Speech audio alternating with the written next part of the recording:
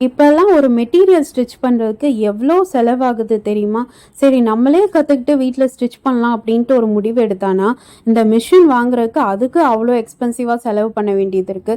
இப்படியெல்லாம் தாட் இருக்கும்போது, நம்மளே வீட்ல ரொம்ப கம்மியான அமௌண்ட்ல ஒரு போர்ட்டபிள் ஸ்விங் மிஷின் வாங்கி, நம்மளே பேசிக்கான திங்ஸ்லாம் நம்ம கையால ஸ்டிச் பண்ணிக்கலாம். பிகினர்ஸா இருந்தாலும் சரி, இல்ல பெரிய ப்ரொஃபஷனலா இருந்தாலும் சரி, பேசிக் மெட்டீரியல் கார்மெண்ட்ஸா இருக்கட்டும், இல்ல பெரிய டிசைனர் மெட்டீரியல் ஸ்டிச்சிங்கா இருக்கட்டும், எதுனாலும் இந்த இத்துணூண்டு சின்ன மிஷின் அமேசிங்கா செஞ்சு முடிச்சிடுது. அண்ட் இந்த ப்ராடக்ட் பத்தின டீடைல்டு ப்ராடக்ட் ரிவ்யூ அண்ட் இந்த ப்ராடக்ட்டை எப்படிலாம் யூஸ் பண்ணணும், எப்படிலாம் ஸ்டிச் பண்ணணும், அண்ட் இந்த ப்ராடக்ட் இந்த சின்ன அமௌண்ட்டுக்கு வொர்த்தா இல்லையா, அண்ட் இந்த ப்ராடக்ட்டோட பர்ச்சேஸ் லிங்க் அண்ட் இந்த ப்ராடக்ட்ல என்னென்ன ட்ராபேக்லாம் இருக்கு, இதெல்லாம் தெரிஞ்சுக்க கீழே டேக் பண்ணியிருக்க வீடியோ இருக்கு.